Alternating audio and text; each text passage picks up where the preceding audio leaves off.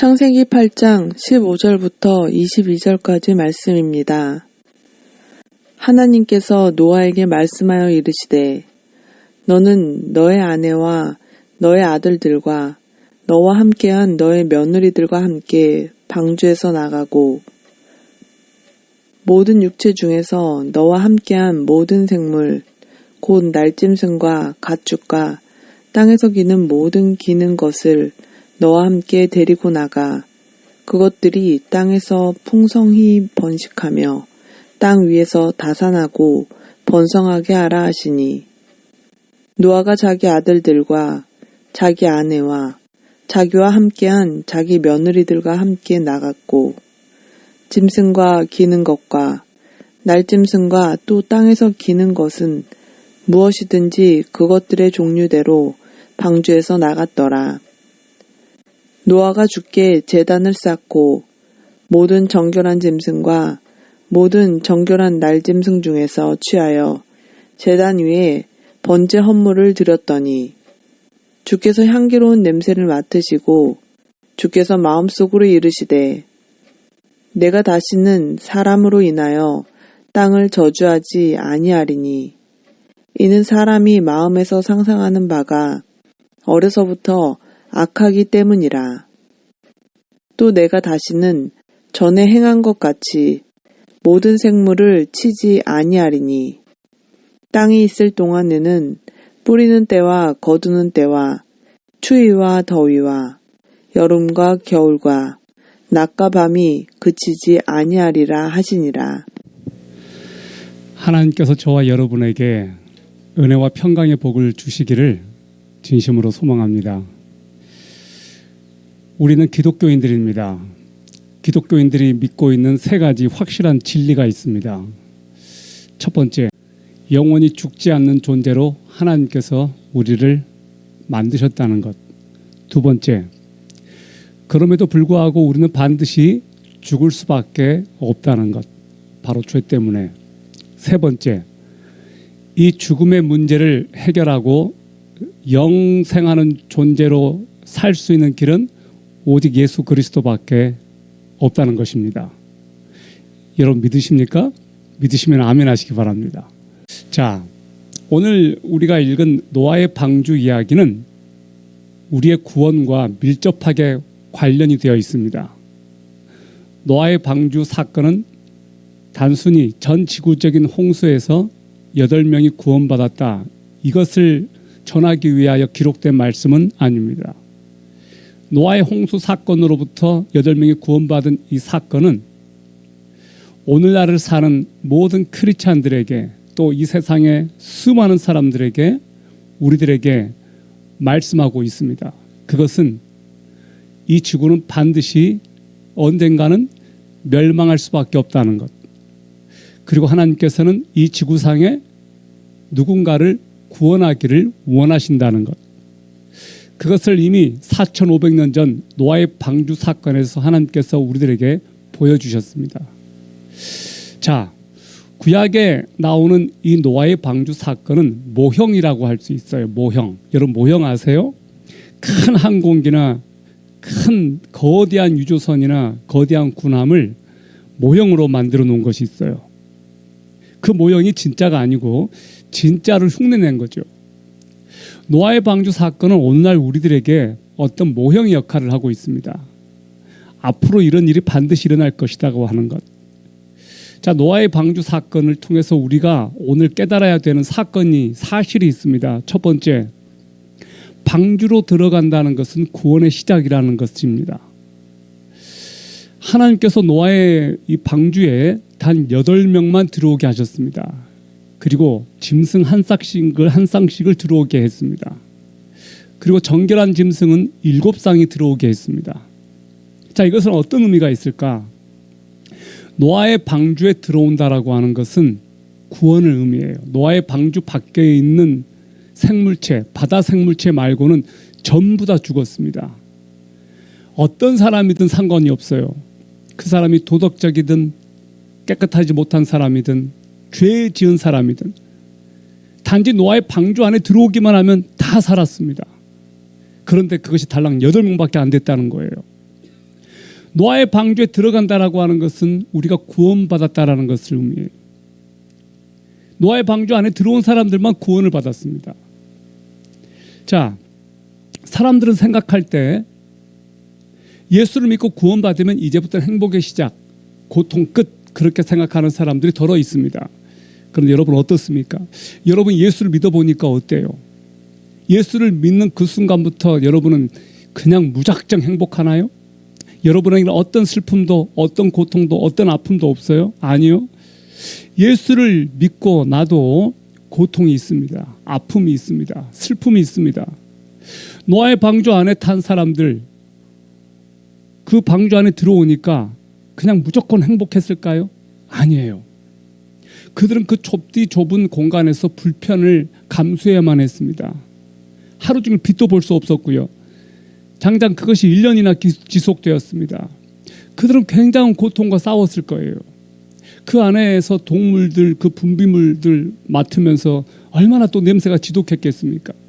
방주 안에 있는 사람들 굉장히 불편했고 힘들었을 거예요. 예수를 믿는 것도 마찬가지예요. 예수를 믿는다고 해서 모든 문제들이 다 만사형통이고 크리스찬들은 모든 문제에서 제외되고 크리스찬들은 어떤 일도 겪지 않는다. 절대 그렇지 않아요.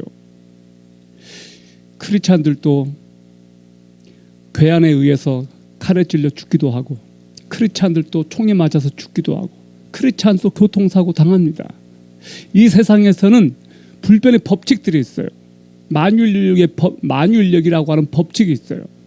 크리스찬들도 그 법칙에 그대로 다 적용을 받아요. 여러분, 어떤 크리스찬이 총에 맞아서 죽었습니다.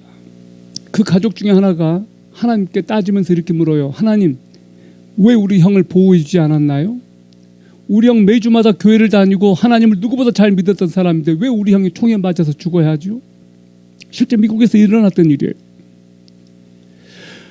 이 동생은 자기 형이 죽은 것을 이해를 못해요. 자기 형이 하나님을 잘 믿었으니까 하나님께서 보호해 주실 거라고 생각해요.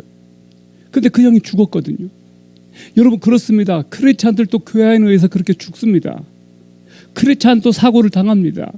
불의 사고를 당해요. 하나님께서 당신의 백성들만 보호해 주셨으면 좋겠는데 당신의 백성들만 보호해 주지 않아요. 불교에 다니는 사람도 보호해 주십니다. 이슬람 교들도 보호해 주십니다. 하나님은 크리스찬이라고 해서 특별히 더 보호해 주시고 그러지 않아요. 자, 단지 우리가 알아야 되는 사실이 있어요.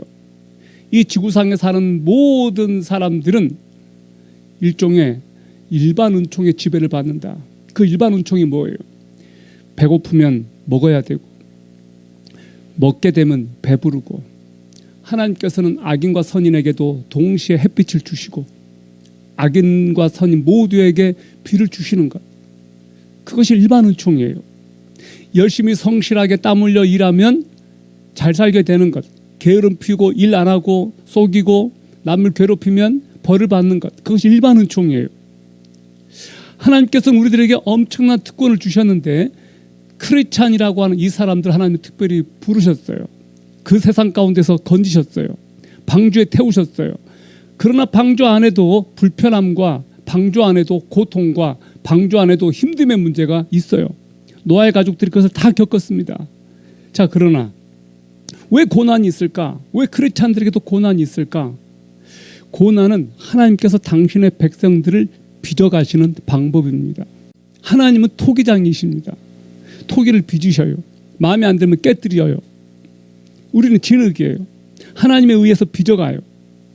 방주 안에서 고통을 겪는 그들은 하나님의 계획 가운데 빚어가는 존재들이에요. 우리가 바로 그래요.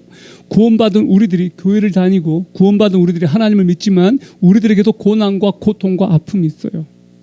그것들을 통해서 하나님께서 우리를 빚어가세요. 우리가 예수를 믿었지만 우리의 죄성, 우리의 문제 그대로 다 노출되어 있어요. 한순간에 우리는 성화되거나 성인이 되지 않습니다. 예수를 믿었지만 여전히 우리에게는 옛 성품이 있어요. 옛 자아가 있어요. 그것이 부서지는 거예요.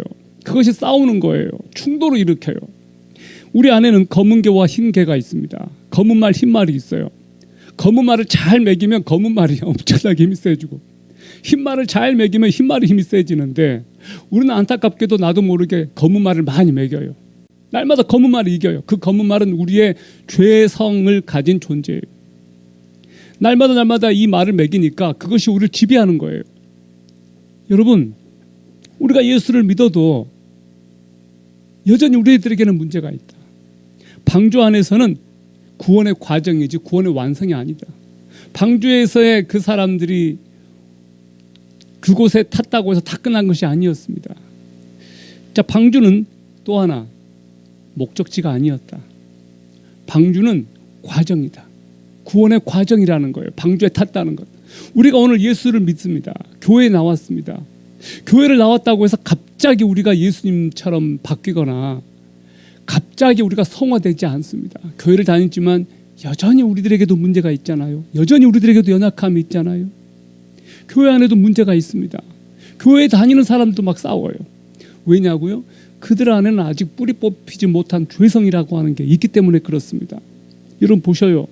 방주가 목적지가 아니다. 방주 안에서 영원히 사는 것이 아니에요. 일정한 시간이 지나면 나와야 돼요.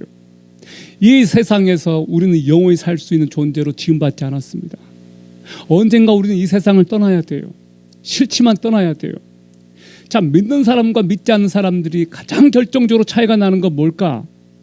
물론 믿지 않는 사람들 중에도 죽음 다음에 이후의 사후 세계를 믿는 사람들이 더러 있습니다. 꽤 많아요.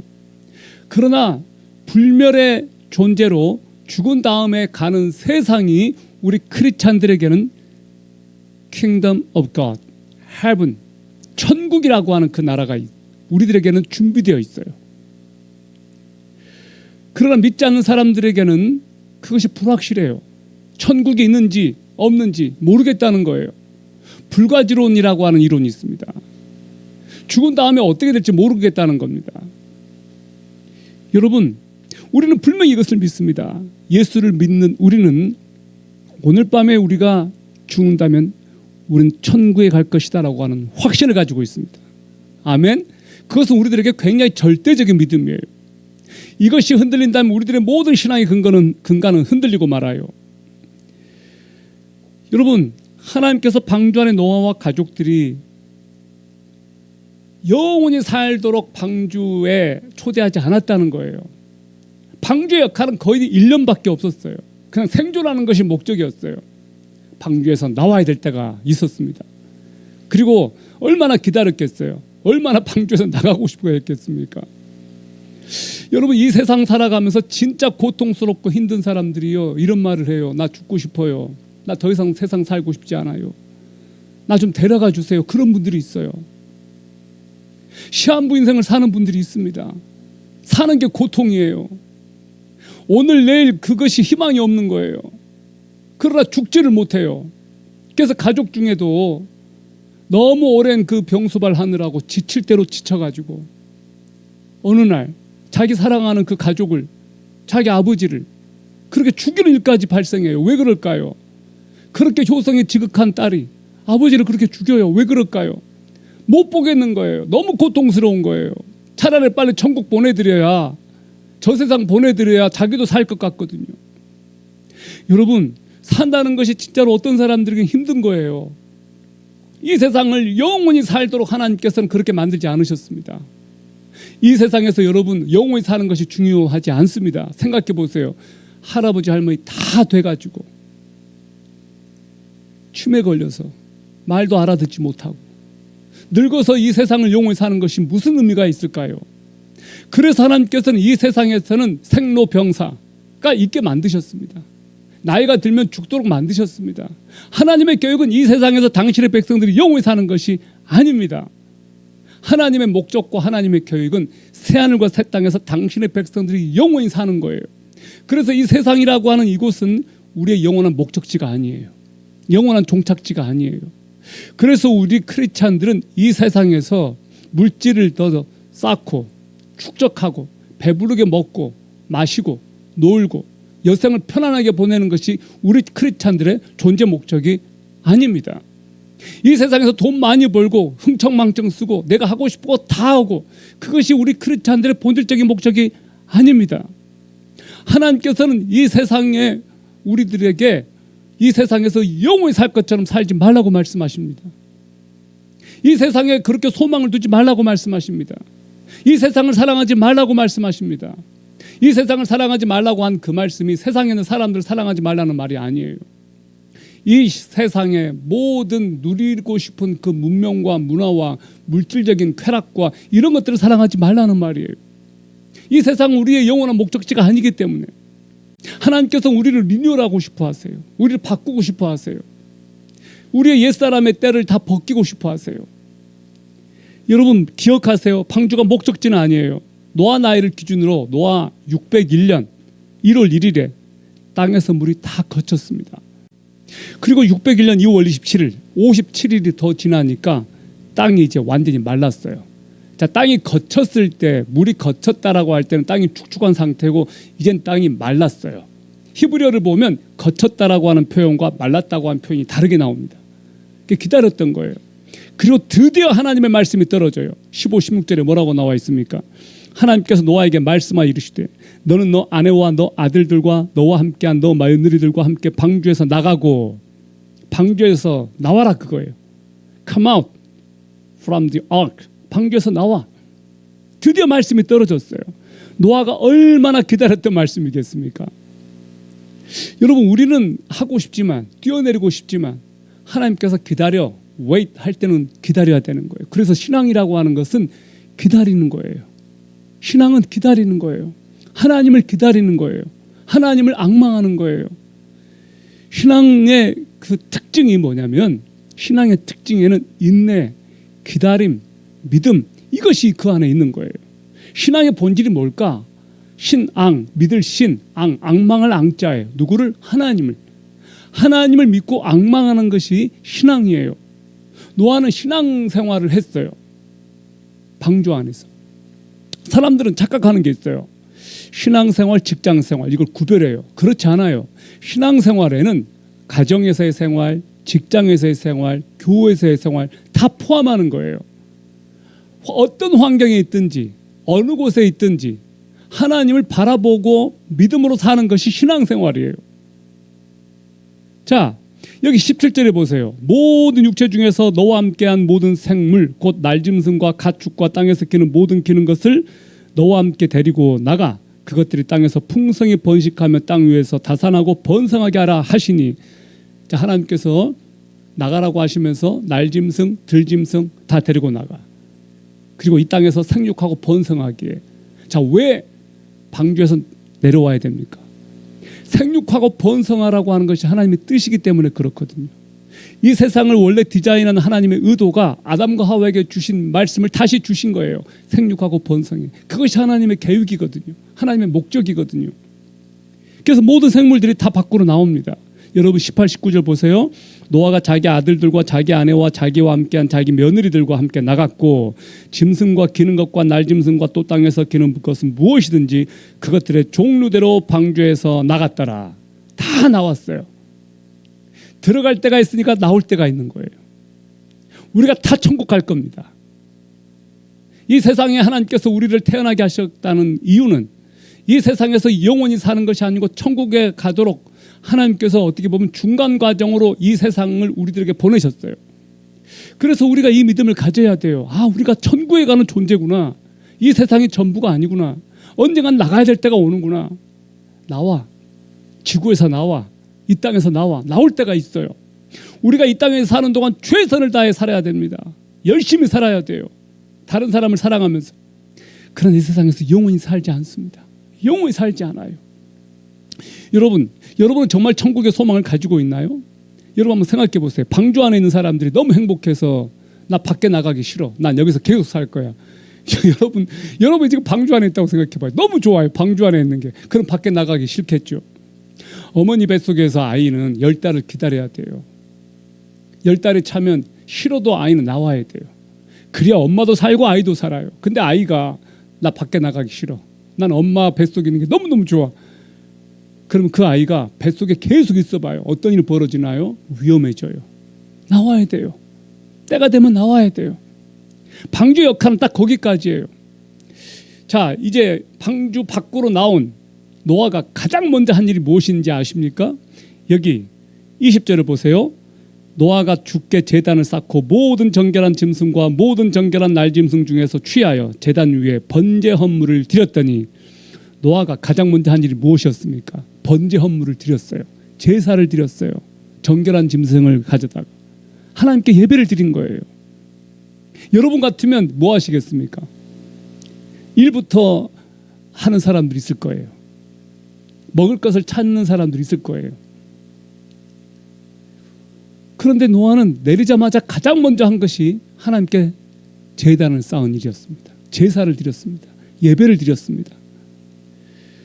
하나님께서 우리들에게 새로운 시작을 선포하게 하실 때 여러분 예배를 먼저 드리십시오. 여러분 가운데 좌절하고 실망하고 실패한 사람들이 있습니까? 회복되려면 여러분 예배부터 드리십시오.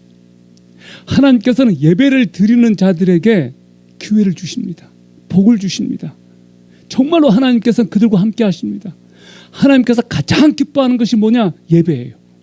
우리가 천국 가면 하나님께 뭐를 드리는지 아세요? 예배를 드려요. 수많은 허다한 무리들과 함께 우리는 하나님을 할렐루야 찬송하며 예배를 드릴 겁니다. 그날을 꿈꾸십시오. 그날을 꿈꾸세요. 여러분 올림픽이나 월드컵이나 세계적인 축제를 보셔요. 마지막에 휘날레 하면서 뭐해요? 사람들이 이렇게 손에 손을 얼싸안고 그런 춤을 추는 것들을 막 하잖아요. 그것이 왜 그럴까요? 사람들은 원래 그런 존재예요. 얼싸안고 춤을 추는 존재들. 근데 누구를 향하여 춤을 추느냐? 누구를 향하여 예배하느냐? 하나님이에요. 하나님. 하나님께서는 예배 드리는 자를 기뻐하십니다. 하나님은 영이신 예배하는 자가 성령과 진리로 예배할지니라. 하나님께 예배할 때가 오나니 곧 이때라. 하나님은 이렇게 자기에게 예배하는 자들을 찾으시느니라. 예배는 공간의 문제가 아니에요. 어디에 있든지 하나님 여러분 예배 드리시기를 바라요. 예배는 꼭 교회당 나와서 드리는 것이 아니에요. 여러분의 집에서도 드릴 수 있습니다. 광야 한복판에서도, 골방에서도, 바다 한복판에서도. 여러분이 어디에 있는지 그건 중요하지 않다. 전장에서도 예배를 드립니다. 전장에서도. 여러분 영국을 떠나서 아메리카 대륙으로 간 퓨리탄들이 가장 먼저 한 일 뭐였느냐? 교회부터 세웠어요. 프랑스에서 루이 14세의 폭정을 견디다 못해서 프랑스를 탈출한 위그노들이 영국으로 가서 스위스로 가서 네덜란드로 가서 저기 남아공까지 가서 한 일이 뭐였느냐? 예배부터 드렸어요. 저는 북한의 자유를 찾아서 이 땅에 온 사람들이 무엇을 가장 원했을까? 그들 중에 크리스찬들은 하나님을 예배하는 것을 그렇게 원했습니다. 북한의 수많은 자유가 없는 사람들이 자유케 되고 예배 드리는 날이 오기를 기도합시다. 포로 수용소에 갇혀 있는 사람들이 가장 원하는 것이 무엇이겠습니까? 프리덤, 자유예요. 자유. 자유케 하시는 하나님께 가장 먼저 드릴 것이 뭔가? 예배예요. 하나님은 우리를 예배하는 존재로 만드셨어요. 이집트에서 바로의 폭정 밑에서 견디다 못해서 이스라엘 백성들이 하나님께 부르짖습니다. 하나님 우리를 좀 살려달라고. 그때 모세를 하나님께서 보내셨습니다. 모세가 바로에게 무슨 말씀하신지 아십니까? 뭐라고 선포한지 아십니까? 내 백성을 보내. 광야에서 하나님을 예배할 거야. 내 백성은 하나님을 예배하는 자들이야. 내 백성을 보내. 왜? 예배해야 되니까. 바로의 폭정 밑에서 예배 드릴 수 없었거든요. 그들은 예배를 드리기 위하여 태어난 존재들이었습니다. 그래서 하나님께서 모세에게 내 백성이 예배하게, 나는 내 백성으로부터 예배를 받을 거야. 하나님께서 가장 기뻐하시는 거 예배 받으시는 거. 여러분 가정 예배가 쉬었다면 가정에서 한번 예배를 드리셔요. 조용히 한번 하나님을 예배하는 시간을 가지셔요. 이렇게 함께 모여서 예배하는 건 너무너무 가치 있고 귀한 시간이에요. 하나님을 우리는 예배하는 자로 만드셨다. 6.25 때 많은 서울에 있는 크리스찬들이 부산으로 피난 갔습니다. 모였습니다. 예배드렸습니다. 부산 영락교회가 바로 그렇게 해서 태어난 교회예요. 여러분 실패했습니까? 엄청난 좌절을 겪었습니까? 회복되는 방법 다 같이 한번 예배 한번 크게 외쳐봅시다. 뭐 어떻게 하라고요? 시작! 예배! 그래요. 예배 드리셔요. 하나님께서는 우리를 예배드리는 존재로 만드셨어요. 예배를 드릴 때 우리는 우리의 본질이 우리가 누구인지를 알게 돼요. 크리스찬의 아이덴티티, 그들은 예배하는 자다. 예배하는 자다. 예배하는 자들이 승리해요. 마귀가 가장 그럼 노리는 게 뭐겠어요? 예배 못 드리게 하는 것 아니겠어요? 그래서 여러분의 생각과 정신을 혼미케 만들고 하나님을 떠나게 하는 것 아니겠어요? 속지 마셔요. 자, 그 다음에 21절 보십시오. 주께서 향기로운 냄새를 맡으시고 주께서 마음속으로 이르시되 내가 다시는 사람으로 인하여 땅을 저주하지 아니하리니 이는 사람이 마음에서 상상하는 바가 어려서부터 악하기 때문이라. 또 내가 다시는 전에 행한 것 같이 모든 생물을 치지 아니하리니 하나님께서 향기로운 냄새를 맡으시고 그랬어요. 예배를 받으신 거예요. 하나님께서 기분이 좋으셨어요. 그리고 하나님께서 마음속으로 다짐하십니다. 내가 다시는 사람으로 인해 땅을 저주하지 않겠다. 왜? 사람들은 태어나면서부터 악하니까. 사람들 때문에 이 자연 만물을 하나님께서 저주하니까 자연이 황폐화되잖아요. 그래서 하나님께서 스스로 다짐하셔요. 내가 다시는 땅을 저주하지 않겠다. 사람들 때문에. 사람은 태어나면서부터 악하다는 거예요.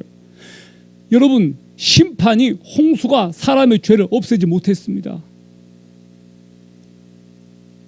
사람들을 벌 준다고 감옥에 가둔다고 죄가 없어지나요? 감옥 나와서 또 합니다. 어떤 사람 성폭행으로 감옥 간 사람이 나와서 가장 먼저 한 일이 또 뭔지 아세요? 또 성폭행해요. 감옥 가둔다고 죄가 안 없어져요.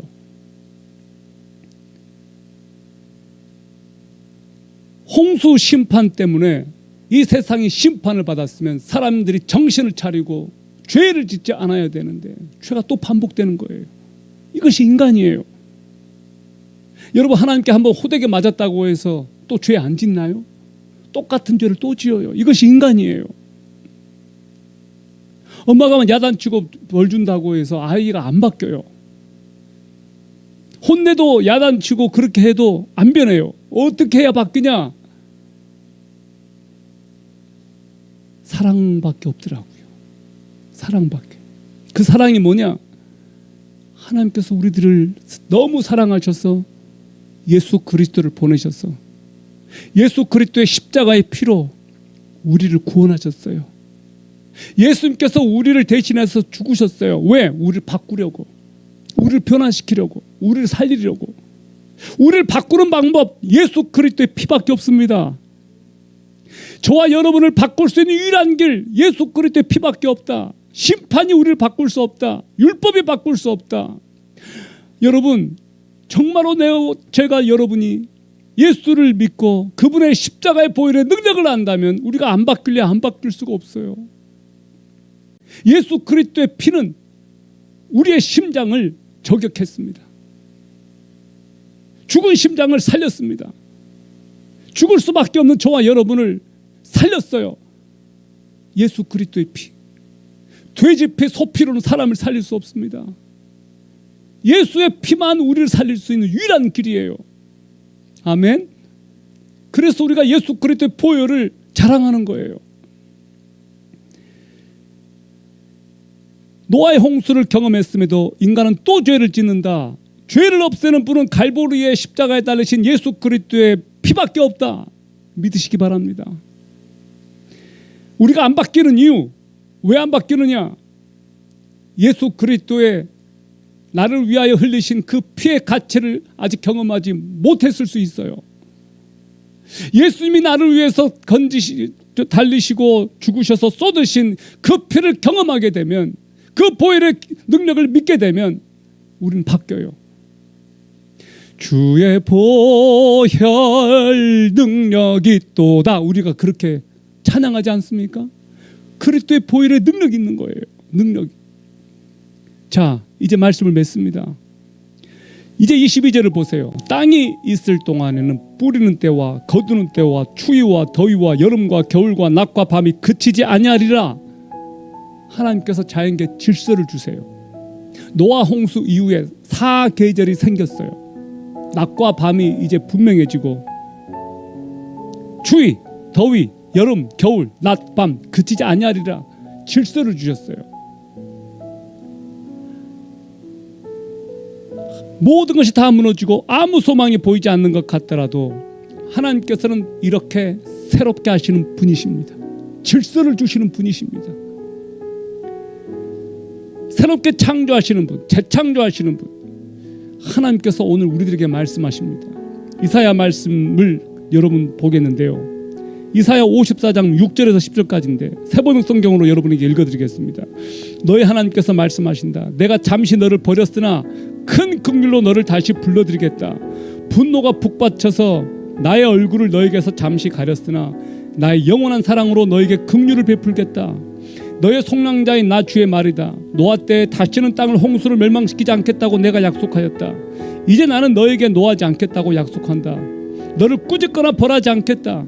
비록 산들이 옮겨지고 언덕이 흔들린다 하여도 나의 은총이 너에게서 떠나지 않으며 평화의 언약을 파괴하지 않겠다. 너를 가엾게 여기는 주님께서 하시는 말씀이다. 아멘. 하나님께서 이스라엘 백성들에게 하신 말씀이에요. 하나님께서 이스라엘 백성들 너무 사랑하셨거든요. 근데 이스라엘 백성들이 불순종해요. 하나님께서 이스라엘 백성들을 심판하세요. 바벨론한테 포로가 되게 만들고. 근데 하나님께서 이스라엘 백성들을 향하여 이렇게 구애하세요. 내가 다시는 땅을 홍수로 멸망시키지 않겠다고 노아에게 약속했는데 이제 나는 너에게 노하지 않겠다고 약속한다. 너를 꾸짖거나 벌하지 않겠다. 나의 은총이 너를 떠나지 않겠다. 우리들에게도 주신 말씀인 줄 믿어요. 우리를 심판하고 벌 줘봤더니 안 변하는 거예요. 그러면서 하나님께서 그 아들 예수 그리스도를 보내셔서 우리들에게 다시 기회를 주시면서 하시는 말씀, 내가 다시는 너를 벌하지 않을 거야. 내 아들 예수 그리스도께로만 돌아와. 그리고 내가 너를 도와줄 거야. 내가 너와 함께 할 거야. 내가 너를 변화시킬 거야.